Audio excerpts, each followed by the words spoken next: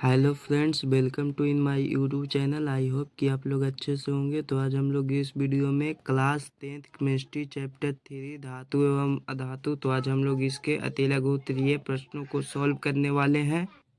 तो जो लोग भी हमारे इस चैनल पे नए आए हैं वो लोग प्लीज़ हमारे इस यूट्यूब चैनल को सब्सक्राइब कर देंगे और वीडियो को लाइक कर देंगे। तो चलते हैं अब हम लोग इसके प्रश्नों की ओर। पहला नंबर क्वेश्चन है कि दो धातु एवं दो अधातुओं के नाम लिखें। तो आइए यहाँ पे इसका आंसर हम लोग देखते हैं। तो यहाँ पे इसका आंसर हम लोग लिखेंगे। देखिए यहाँ पे धातु में लिखेंगे सोना, लोहा, कॉपर, सोडियम आदि इत्यादि आप लोग लिख लेंगे। और अधातु में लिखेंगे क्लोरीन, आयोडीन, सल्फर इत्यादि। तो आप लोग लिख लेंगे। अब चलते हैं हम लोग दूसरे नंबर क्वेश्चन की ओर। दूसरा नंबर क्वेश्चन है कि समुद्री जल में पाए जाने वाले एक प्रमुख लवण का नाम लिखें। तो आइए यहाँ पे इसका भी आंसर हम लोग देखते हैं। तो इसका आंसर लिखेंगे सोडियम क्लोराइड, जिसका अनुसूत्र होता है NaCl। यह समुद्र में पाया जाने वाला लवण है। तो आप लोग लिख लेंगे। अब चलते हैं हम लोग तीसरे नंबर क्वेश्चन की ओर। तीसरा नंबर क्वेश्चन है कि किसी धातु का नाम लिखें जो साधारण ताप पर द्रव अवस्था में रहती है। तो आइए यहाँ पे इसका भी आंसर हम लोग देखते हैं। तो इसका आंसर हम लोग लिखेंगे ब्रोमीन, जो कि साधारण ताप पर द्रव अवस्था में पाया जाता है, जो कि यह अधातु के रूप में होता है, यह अधातु है। तो आप लोग लिख लेंगे। अब चलते हैं हम लोग 4 नंबर क्वेश्चन की ओर। 4 नंबर क्वेश्चन है कि एक अधातु का नाम लिखें जो वायु के संपर्क में आने पर जल उठती है, यानी कि वह वायु के संपर्क में आने पर ही जलने लगता है। तो आइए यहाँ पे इसका आंसर हम लोग देखते हैं। तो यहाँ पे इसका आंसर लिखेंगे सफेद फास्फोरस, जो कि यह एक अधातु है और यह वायु के संपर्क में आने पर जल उठता है। यदि आपसे क्वेश्चन यह कहे कि एक धातु का नाम लिखें जो वायु के संपर्क में आने पर जल उठती है, यानी कि जलने लगता है, तो उसका आंसर आप लोग लिखेंगे सोडियम, जो कि धातु पूछेगा तो। और यहाँ पे चूंकि अधातु बोल रहा है क्वेश्चन में, तो इसका आंसर हो जाएगा सफेद फास्फोरस। तो आप लोग लिख लेंगे। अब चलते हैं हम लोग 5 नंबर क्वेश्चन की ओर। 5 नंबर क्वेश्चन है कि कौन सी अधातु विद्युत की सुचालक होती है, यानी कि जिससे होकर विद्युत एक छोर से दूसरे छोर जा सकती है। तो आइए यहाँ पे इसका आंसर हम लोग देखते हैं। तो इसका आंसर हम लोग लिखेंगे ग्रेफाइट, जो कि यह अधातु होते हुए भी विद्युत का सुचालक करता है, यानी कि इसके एक छोर से दूसरे ओर विद्युत का चलन हो सकता है। तो आप लोग समझ गए होंगे और लिख भी लीजिएगा। तो चलते हैं अब हम लोग 6 नंबर क्वेश्चन की ओर। 6 नंबर क्वेश्चन है कि क्या सभी खनिज अयस्क होते हैं। तो आइए यहाँ पे इसका आंसर हम लोग देखते हैं। तो इसका आंसर हम लोग लिखेंगे नहीं, क्योंकि सभी अयस्क खनिज होते हैं, बल्कि सभी खनिज अयस्क नहीं होते हैं। तो आप लोग समझ गए होंगे और लिख भी लीजिएगा। तो चलते हैं अब हम लोग 7 नंबर क्वेश्चन की ओर। 7 नंबर क्वेश्चन है कि वुल्फ्राम किस अयस्क में विद्यमान रहता है, यानी कि वह वुल्फ्राम है जो कि किस में पाया जाता है। तो आइए यहाँ पे इसका आंसर हम लोग देखते हैं। तो इसका आंसर हम लोग लिखेंगे कि वुल्फ्राम टिन के अयस्क में पाया जाता है, टिन स्टोन में। इसका अनुसूत्र होता है SnO2। तो आप लोग लिख लेंगे। अब चलते हैं हम लोग 8 नंबर क्वेश्चन की ओर। 8 नंबर क्वेश्चन है कि क्या लोहे में जंग लगना ऑक्सीकरण है। तो आइए यहाँ पे इसका आंसर हम लोग देखते हैं। तो इसका आंसर हम लोग लिखेंगे हाँ, क्योंकि ऑक्सीकरण अभिक्रिया उसको कहा जाता है जिसमें ऑक्सीजन का संयोग होता है या फिर और हाइड्रोजन का वियोग, यानी कि हाइड्रोजन का त्याग होता है। तो आप लोग समझ गए होंगे और लिख भी लीजिएगा। तो चलते हैं अब हम लोग 9 नंबर क्वेश्चन की ओर। 9 नंबर क्वेश्चन है कि मिश्र धातु क्या है। तो आइए यहाँ पे इसका भी आंसर हम लोग देखते हैं। तो इसका आंसर हम लोग लिखेंगे कि दो या दो से अधिक धातु अथवा एक धातु एवं एक अधातु का समांग मिश्रण मिश्र धातु कहलाता है। तो आप लोग लिख लेंगे। अब चलते हैं हम लोग 10 नंबर क्वेश्चन की ओर। 10 नंबर क्वेश्चन है कि अम्लगम से आप क्या समझते हैं। तो आइए यहाँ पे इसका आंसर हम लोग देखते हैं।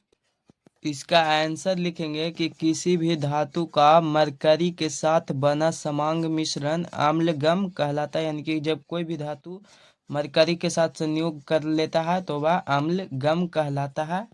तो आप लोग लिख लेंगे और समझ भी गए होंगे। तो चलते हैं अब हम लोग 11 नंबर क्वेश्चन की ओर। 11 नंबर क्वेश्चन है कि किस इलेक्ट्रॉनिक विन्यास को प्राप्त कर तत्व अस्थायी बन जाते हैं। तो आइए यहाँ पे इसका आंसर हम लोग देखते हैं। इसका आंसर लिखेंगे कि उत्कृष्ट गैसों की भांति अष्टक नियम को प्राप्त कर तत्व होते हैं जो कि अस्थायी बन जाते हैं।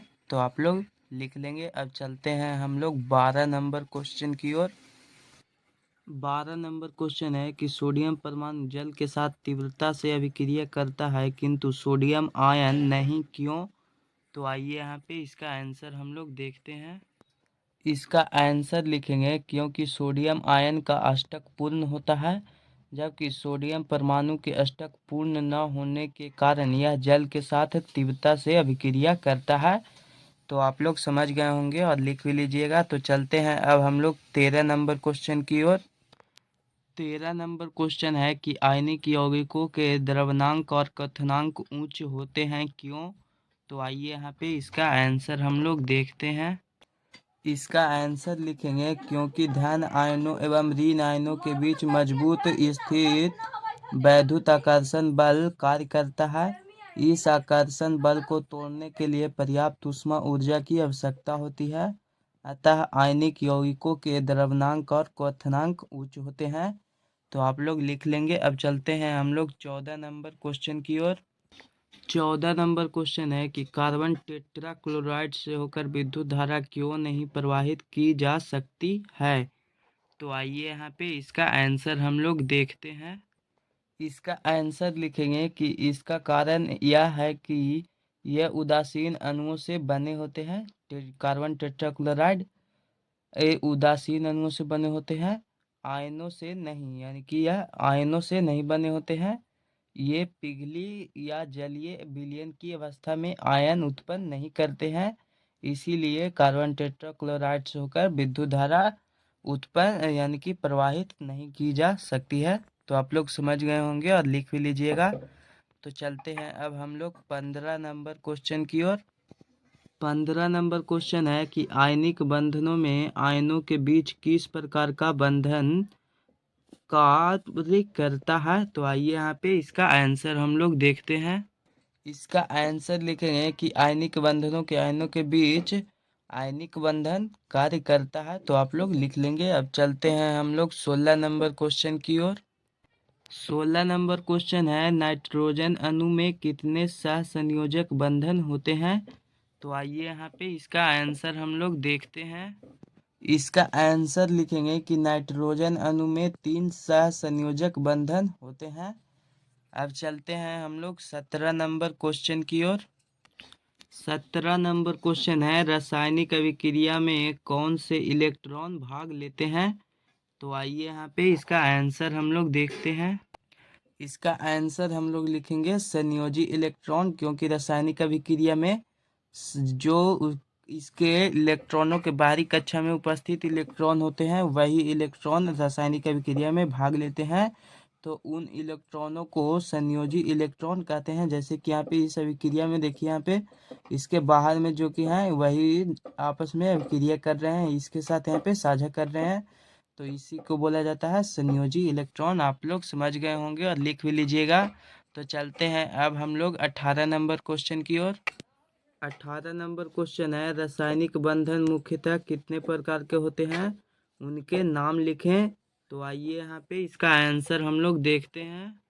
इसका आंसर लिखेंगे रासायनिक बंधन 2 प्रकार के होते हैं। पहला वैद्युत संयोजक बंधन, जिसको आयनिक बंधन भी बोलते हैं, और दूसरा हो जाएगा सहसंयोजक बंधन। तो आप लोग लिख लेंगे। अब चलते हैं हम लोग 19 नंबर क्वेश्चन की ओर। 19 नंबर क्वेश्चन है एक परमाणु से दूसरे परमाणु में इलेक्ट्रॉनों का स्थानांतरण होने से किस प्रकार का बंधन बनता है। तो आइए यहाँ पे इसका आंसर हम लोग देखते हैं। इसका आंसर हम लोग लिखेंगे आयनिक बंधन, क्योंकि आयनिक बंधन में जो इसके इलेक्ट्रॉन होते हैं, इसमें परमाणु को एक इलेक्ट्रॉन के दूसरे इलेक्ट्रॉनों के बीच यहाँ पे स्थानांतरण यानी कि एक दूसरे को बदला जाता है, या फिर बोल सकते हैं कि इसको दे दिया जाता है, तो उससे आयनिक बंधन का निर्माण होता है। तो आप लोग समझ गए होंगे और लिख भी लीजिएगा। तो चलते हैं अब हम लोग 20 नंबर क्वेश्चन की ओर। 20 नंबर क्वेश्चन है कि दो परमाणुओं के बीच इलेक्ट्रॉनों का साझा होने पर किस प्रकार का बंधन बनता है। तो आइए यहाँ पे इसका आंसर हम लोग देखते हैं। इसका आंसर हम लोग लिखेंगे सहसंयोजक बंधन, क्योंकि सहसंयोजक बंधन में इसके परमाणु होते हैं जो कि इलेक्ट्रॉनों को साझा करते हैं।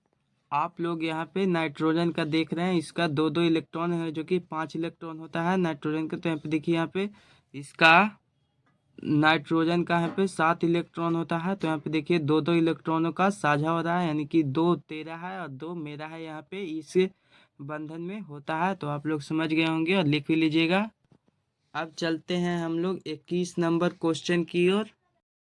21 नंबर क्वेश्चन है द्विबंध वाले किसी अणु का उदाहरण दे, यानी कि वैसे का उदाहरण देना है जिसमें दो बंधन का होता है। तो आइए यहाँ पे इसका आंसर हम लोग देखते हैं। इसका आंसर हम लोग लिखेंगे CO2 और दूसरा हो जाएगा C2H4। आप लोग लिख लेंगे। अब चलते हैं हम लोग 22 नंबर क्वेश्चन की ओर।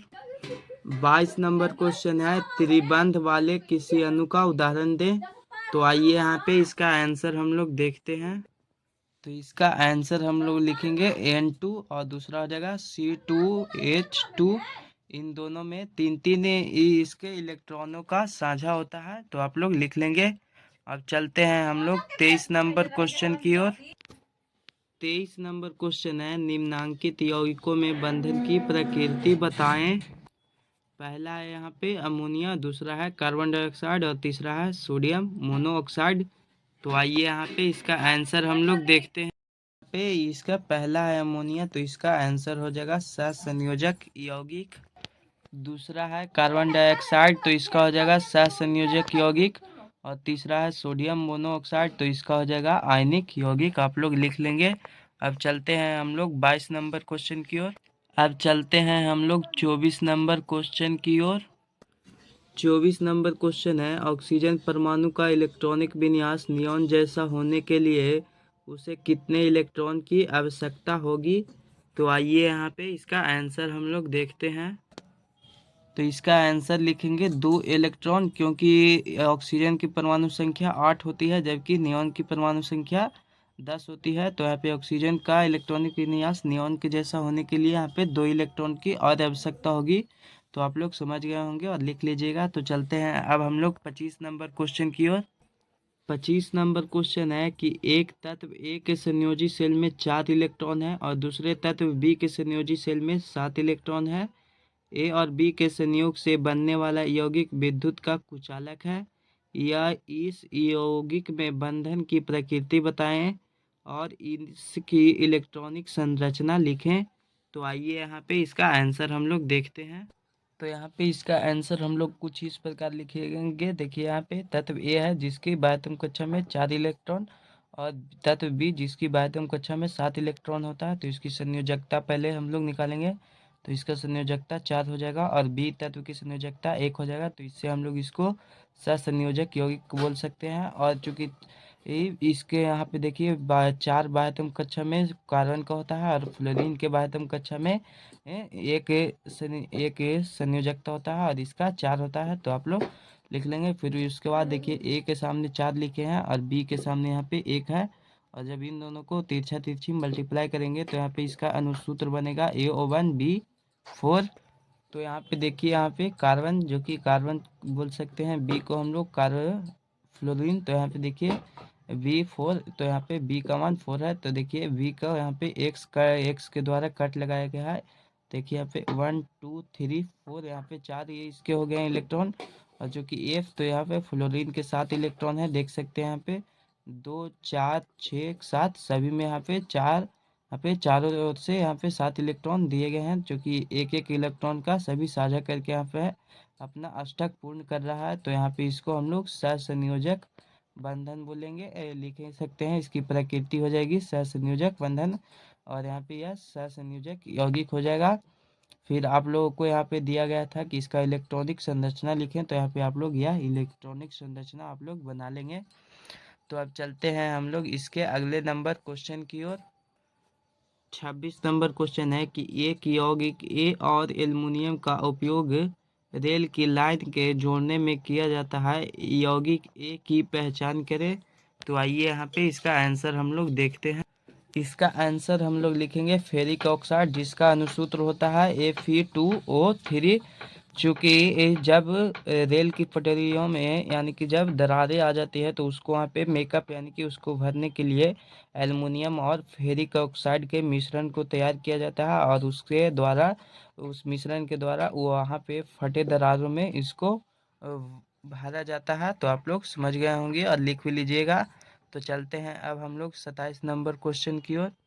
27 नंबर क्वेश्चन है कि धातु के निष्कर्षण में सल्फाइड और कार्बोनेट अयस्कों के को धातु के ऑक्साइड में परिवर्तित करना पड़ता है, क्यों? तो आइए यहाँ पे इसका आंसर हम लोग देखते हैं। इसका आंसर हम लोग लिखेंगे क्योंकि धातुओं को उनके ऑक्साइड एवं से निष्कर्षित करना एवं उनके कार्बोनेट या सल्फाइड की तुलना में अधिक आसान होता है। इसीलिए सांतरित अयस्क को धातु के ऑक्साइड में परिवर्तित एवं उसे अपकृत करके धातु प्राप्त की जाती है। तो आप लोग लिख लेंगे। अब चलते हैं हम लोग 28 नंबर क्वेश्चन की ओर, जो कि लास्ट क्वेश्चन है। 28 नंबर क्वेश्चन है कि उस मिश्र धातु का नाम लिखें जिसका उपयोग विद्युत तारों को जोड़ने में किया जाता है। तो आइए यहाँ पे इसका आंसर हम लोग देखते हैं। इसका आंसर लिखेंगे सोल्डर, आप लोग लिख लेंगे, जिसका उपयोग विद्युत तारों को जोड़ने में किया जाता है। तो जिन लोगों को भी यह वीडियो अच्छा लगा होगा वो लोग प्लीज़ हमारे इस यूट्यूब चैनल को सब्सक्राइब कर देंगे और वीडियो को लाइक कर देंगे। आप सबका अपना YouTube channel online study classes. धन्यवाद।